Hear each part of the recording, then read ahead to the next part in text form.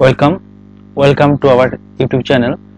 তোমরা আজকে preposition class number 3 video দেখতে চলেছো।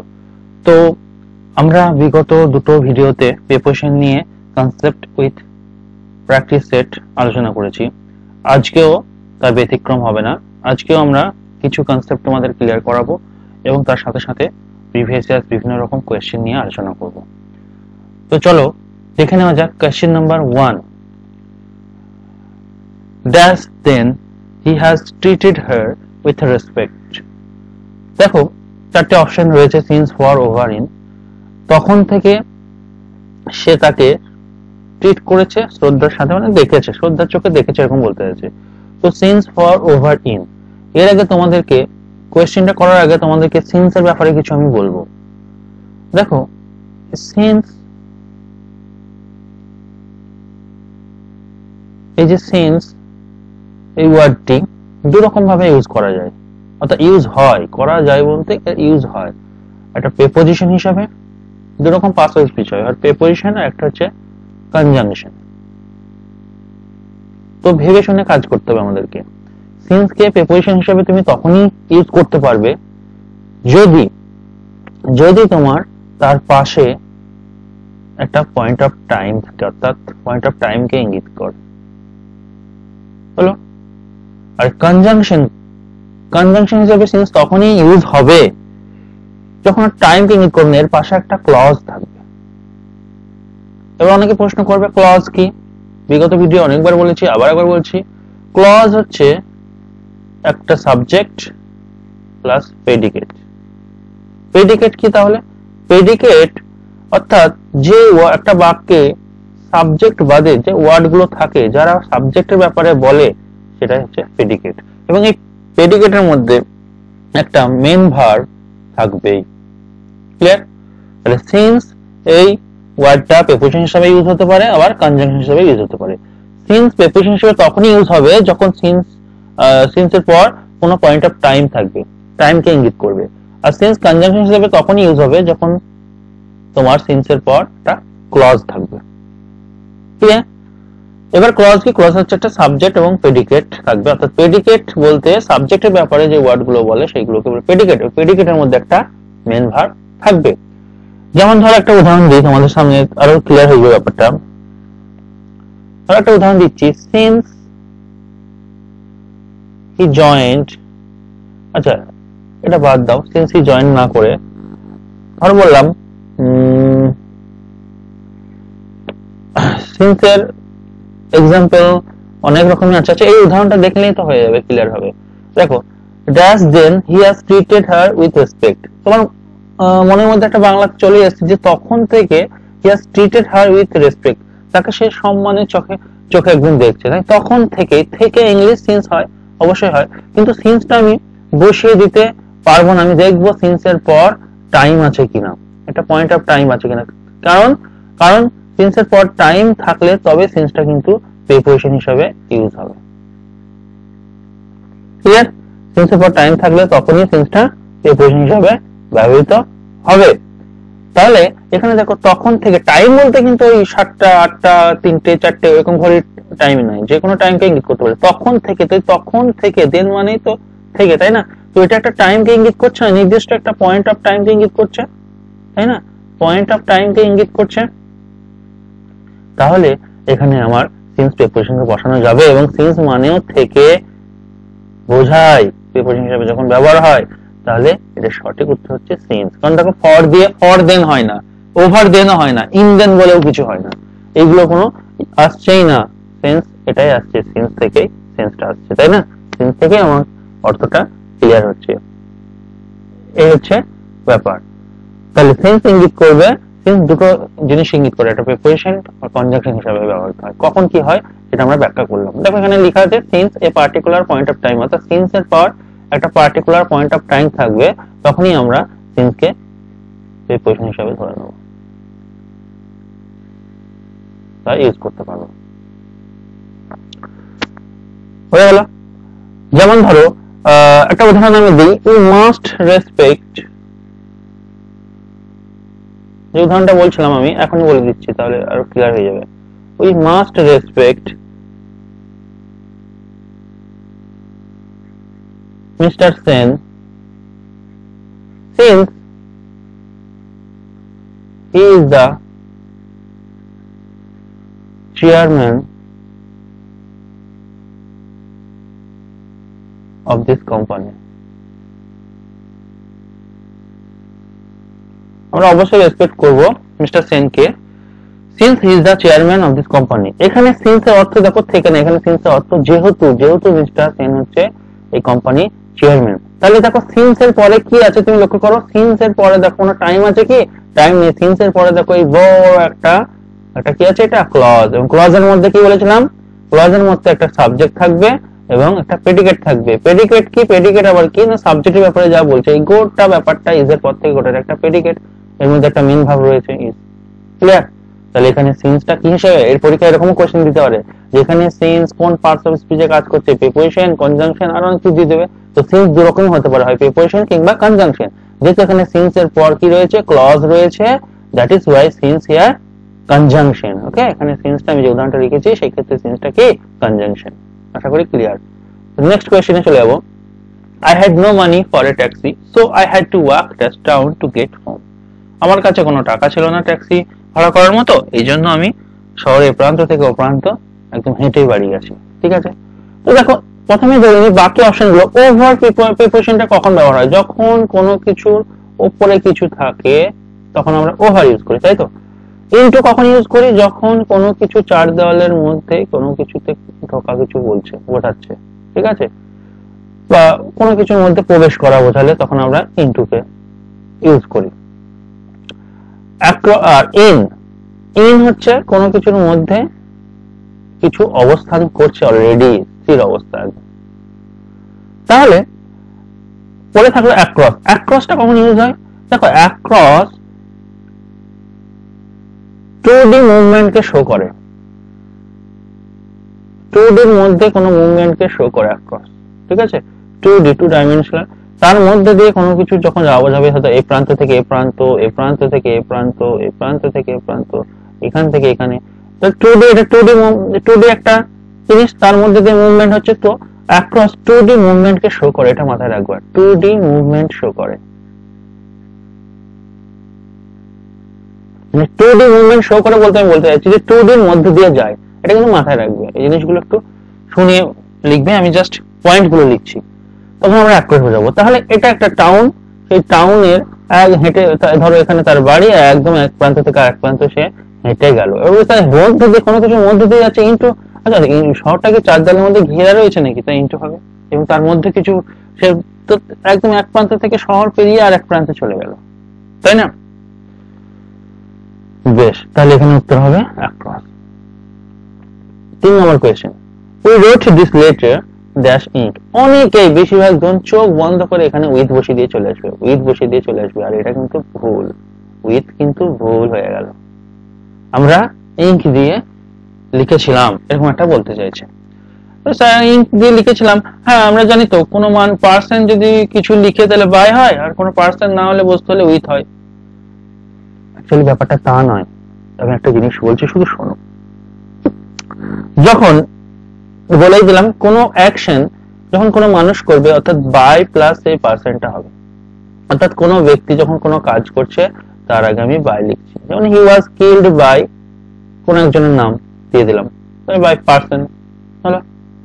ইট ওয়াজ ডান বাই রোহিত, পার্সন নাম বাই হলো, খুব ভালো কথা। বাই নিয়ে সমস্যা নেই, সমস্যা হচ্ছে উইথ নেবে। উইথ আমি তখনই বসাবো যখন কোনো কিছু, ভালো করে বুঝবে ব্যাপারটা, যখন তোমার কোনো কাজ করা হয় কোনো টুল, মানে যন্ত্রপাতি দ্বারা, কোনো ইনস্ট্রুমেন্ট দ্বারা, লিখে নেবে কোনো টুল, কোনো ইনস্ট্রুমেন্ট অথবা কোনো উইপেন, ঠিক আছে, হাতিয়ার, এইসব যখন ইউজ করা হয়, এইসবের সাহায্যে যখন কোনো অ্যাকশন বা কোনো কাজ করা হয়, এদের আগে তখন উইথ বসে। যেমন I wrote this letter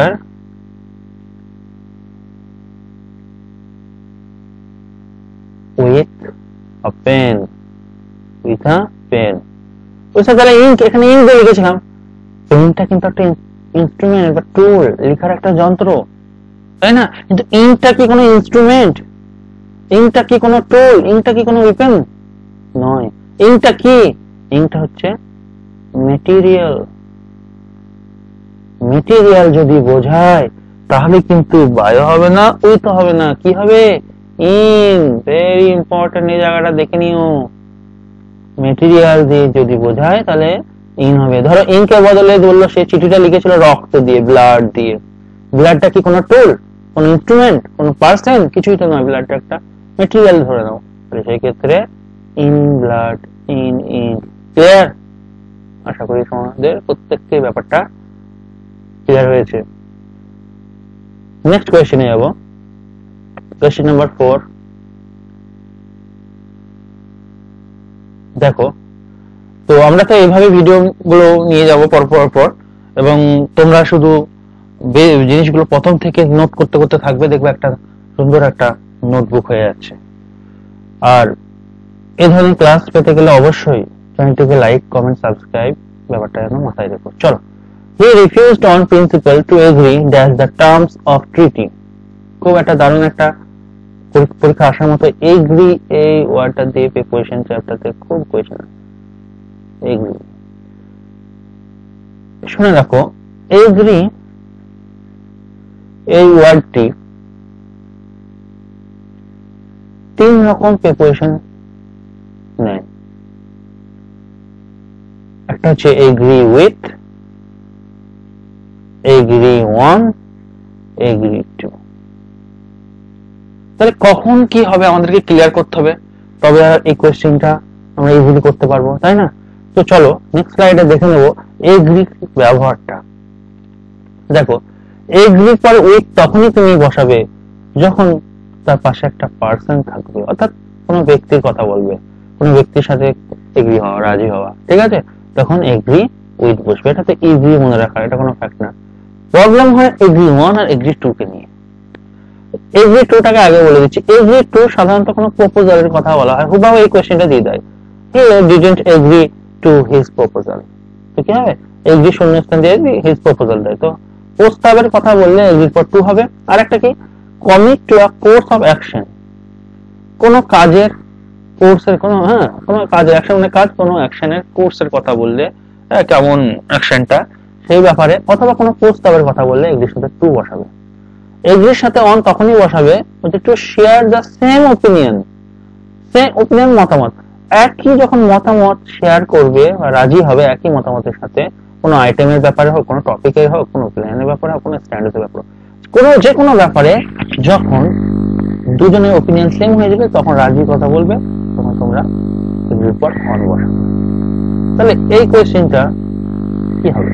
refuse on principal. দেখো প্রথমেই বলে দিচ্ছে রিফিউজ, তো এখানে কোনো কিন্তু সেম ওপিনিয়ন নয়, রিফিউজ করে দিচ্ছে, তার মানে ওর ওপিনিয়নের সাথে ম্যাচ খাচ্ছে না। তাহলে এখানে তো টু বসার কোনো গল্পই, অন বসার কোনো গল্পই নেই। উইথ তো হবে না, কোনো পার্সন নেই, কার সাথে রাজি হচ্ছে নেই। দ্য টার্মস অফ ট্রিটি, কোনো সন্ধির টার্মস এর প্রতি, অর্থাৎ কোর্স অফ অ্যাকশন বোঝাচ্ছে। একটু আগে দেখলাম কোনো কোর্স অফ অ্যাকশন, কোনো কাজের ডিউরেশন, কোর্স, এইসব ব্যাপারে টার্মস, এসব ব্যাপারে যখন বলবে সেই তখন কি করে দেবো? এগ্রির সাথে টু। আর একটা কিছু এগ্রির সাথে টু কখন হবে? যখন কোনো প্রপোজালের কথা বলবে, প্রস্তাবের কথা বলবে, কি কারোর প্রস্তাবের সাথে যখন রাজি না হয় বা রাজি হয়, হতে পারে, না হতে পারে, প্রপোজাল থাকলে এগ্রি টু। ওকে, তাহলে এগ্রি তো গেল। 5 নম্বর কোয়েশ্চেন কি বলছে দেখো, I shall stay here that Sunday. এখানে কিছু বোঝার আছে। অনেকে কিন্তু সিন্স বসিয়ে দেবে, আমি জানি অনেকে সিন্স বসিয়ে দেবে, কিন্তু এটা কিন্তু ভুল হয়ে যাবে। এই জন্য কোয়েশ্চেন, আমি যে কোয়েশ্চেন গুলো নিয়ে এসেছি প্রতিটা ট্রিকি কোয়েশ্চেন, অনেকেই কিন্তু কনফিউজ হয়ে যাবে কোনটা কি কোনটা। তো দেখো, বাই সানডেও, at Sunday, until Sunday, since Sunday, কি হবে? দেখো, বাই সানডে, সানডের আগে তো অনেকে এখানে রয়েছে যারা ভাবে যে সানডের আগে শুধু অনই হয়, মানে এরকম ছোটবেলায় পড়ে এসছে যে বারের নামের আগে অন হয়, কিন্তু শুধু সেসব বাদ দাও, সেসব মুখস্থ বাদ দাও। বারের নামের আগে অন হয়, এটা যেটা মুখস্থ করে আছো এটা বাদ দাও, শুধু বারের নাম দেখলে হয় না। এই বাক্যটাকে পড়ে তার অর্থ বুঝতে হয়। বারের নামের আগে বাই হয়, জানো, বাই সানডে হয়। বাই সানডে মানে হচ্ছে রবিবারের মধ্যে কোনো কাজ করব, জানো। বারের আগে আবার সিন্স হয়, সিন্স সানডে মানে হচ্ছে, বা সিন্স সানডে বা সিন্স মানডে, যাই হোক একটা বারের নাম দিলাম, সোমবার থেকে হয়। বারের আগে আবার ফ্রম হয়, জানো, ফ্রম সানডে টু মানডে, রবিবার থেকে, বা ফ্রম সানডে টু ফ্রাইডে, রবিবার থেকে শুক্রবার পর্যন্ত কোনো কাজের কথা বলছি। তো বারের আগে কিন্তু অন্যান্য প্রিপোজিশন হয়, শুধু অনই হয় না, আমাকে মানেটা দেখতে হবে। তাহলে এখানেই প্রথমেই বলে দিই, একটা হবে না আগে থেকে, একটা সময়ের আগে, তবু ওখানেও ব্যাপার আছে, পরে বলবো। তো আপাতত সাধারণত আমরা সময়ের আগেই বসাই, সাধারণত, সবসময় তা না। এবার দেখো, এটা বাদ গেল, তাহলে বাই, আনটিল এবং সিন্স পড়ে থাকলো। তার মধ্যে আবার সিন্সটা কেন হলো না বলছি। সিন্স আর আনটিলের মধ্যে এখানে জিনিসটা জানার আছে। বাই কেন হলো না আগে বলি। I shall stay here by Sunday, আমি রবিবারের মধ্যে থাকবো। এবার কি কথা, বাই সানডে, বাইয়ের পর যখন কোনো টাইম থাকবে না, বাইয়ের পর যখন কোনো টাইম থাকবে, তখন এই সময়ের কোনো একটা সময়ের মধ্যে ইঙ্গিত করে। তাই রবিবারের মধ্যে আমি থাকবো, এটা কোনো মানে আছে, মিনিংফুল কি সেন্টেন্স, তার নো, এই জন্য বাইটা হলো না। এবার আনলেস, সিন্স এবং আনটিল কখন ইউজ হয় দেখো, বলছে আনটিল ইউজ করবো আমরা তখনই যখন কোনো কিছু হ্যাপেনিং ঘটছে অথবা ডান করা হয়েছে up to a particular point of time, নির্দিষ্ট সময় পর্যন্ত কোনো একটা কাজ সেটা ঘটেছে বা করা হয়েছে, এরকম কিছু বোঝাবে। এন্ড দেন স্টপিং, তারপর কিন্তু থেমে গেছে, ঠিক আছে, তারপর কিন্তু থেমে গেছে বা থামবে, এরকম বোঝাবে। কিন্তু সিন্সের ক্ষেত্রে বলতে starting at a particular point in the past, কোনো কাজ আগে ঘটে গেছে, continuing until now or until another point in the past, এবং সেটা চলেছে, এখনো হয় চলছে, কিংবা পাস্টের কথা যদি বলে তখনও কিছু সময় ধরে চলছিল, যখন আমি বলছিলাম তখনও চলছিল, তখনও শেষ হয়নি, কখন শেষ হবে আমার জানা ছিল না। কিন্তু আনটিলের ক্ষেত্রে কি, কোনো কাজ শুরু হয়েছে এবং কখন শেষ হবে এই ব্যাপারটা আমরা কিন্তু জানবো। সিন্সের ক্ষেত্রে কোনো কাজ আগে শুরু হয়েছিল বা শুরু হবে এবং কিছুক্ষণ ধরে চলবে বোঝাবে, কখন শেষ হবে তখন আমাদের জানা থাকবে না, ঠিক আছে, তখন সিন্স হবে। তাহলে দেখো এখানে যে কোয়েশ্চেনটা ছিল, আই শ্যাল স্টে হিয়ার, আমি সেখানে থাকবো, তুমি কি বলবে, তুমি তো কনফার্ম বলে দিচ্ছ, একটা পয়েন্ট অফ টাইম কে ইঙ্গিত করাচ্ছ যে আমি রবিবার পর্যন্ত থাকবো। তো পর্যন্ত এখানে তো আনটিল, পর্যন্ত ইংলিশ কি আনটিল, এবং ইংলিশ পর্যন্ত বলে না, ব্যাপারটা কি আমি যেটা বলছিলাম, I shall stay here until Sunday, অর্থাৎ কতক্ষণ থাকবে, কি থাকবে, এবং কাজটা কতক্ষণ চলবে, কদিন ধরে থাকবে এবং শেষ হয়ে যাবে, সেই ব্যাপারটা কিন্তু আনটিল ইঙ্গিত করে দিচ্ছে, সেটাই বললাম। কিন্তু সিন্সের ক্ষেত্রে কি, সিন্সের ক্ষেত্রে কিন্তু কখন শেষ হবে সেই জিনিসটা, অ্যাকশনটা কখন শেষ হবে সেটা ইঙ্গিত দেওয়া থাকবে না, কিন্তু আনটিল কিন্তু কখন স্টপ হবে কাজটা সেটা কিন্তু ইঙ্গিত করে দেবে। তবে এটা সেটাই ইঙ্গিত করছে, আমি সেখানে থাকবো রবিবার পর্যন্ত। ক্লিয়ার? নেক্সট কোয়েশ্চেন, একটা কমন এরর টাইপের কোশ্চেন নিয়েছি, competition must abide to the জাজেস ডিসিশন। এখন অনেকে যারা অ্যাপ্রোপ্রিয়েট প্রিপারেশন পড়ো তারা বুঝেই গেছো যেখানে ভুল কোথায় আছে। অ্যাবাইড বাই মানে মেনে চলা, অর্থাৎ অ্যাবাইড এর পর অ্যাপ্রোপ্রিয়েট প্রিপারেশন বাই হবে, সেজন্য এখানে টুটা কেটে গেল, উত্তর এখানে বাই বসবে। চলো নেক্সট কোয়েশ্চেনে এগিয়ে যাই। The kids write to me since time to time, letting me know of their latest adventure. কোথায় ভুল আছে? Kids আমাদেরকে লিখে, হ্যাঁ, মানে লিখতে চলেছে। তো since time to time এটা কোনোদিন হয় না, since time to time হয় না, from time to time, বুঝলি না? তো নির্দিষ্ট সময় থেকে একটা নির্দিষ্ট সময় সে লেখার ব্যাপার হচ্ছে, তো from time to time, since time to time হয় না। একটা ডিউরেশনকে বোঝায় from এবং to দিয়ে, এখানে বলছিল। নেক্সট কোয়েশ্চেন, দ্য ম্যান, এখানে এই কোয়েশ্চেনটা কিন্তু দারুণ একটা কোয়েশ্চেন, এই কোয়েশ্চেনটা কিন্তু আমাদেরকে মনে রাখতে হবে। অনেকে ভুল করে বসে তাড়াহুড়ো করে, প্রাইড শব্দটিকে দেখেই তোমার তাড়াহুড়ো হয়ে যায়। অ্যাকচুয়ালি ব্যাপারটা কি শোনো, প্রাইড এই ওয়ার্ডটা দুরকম ভাবে ইউজ হয়। দুরকম মানে প্রাইড ভার্ব হিসেবে ব্যবহার হতে পারে বাক্যে, আবার তোমার নাউন হিসেবে ব্যবহার হতে পারে। আর প্রাইড শব্দটি যদি ভার্ব হিসেবে ব্যবহৃত হয় তাহলে তোমার যে প্রিপোজিশনটা নেয় সেটা হচ্ছে অন, মাথায় রাখবে। আর প্রাইড এই ওয়ার্ডটি যদি নাউন হিসেবে ইউজ হয় বাক্যে তাহলে যে প্রিপোজিশন নেবে সেটা হচ্ছে ইন, মনে রাখবে।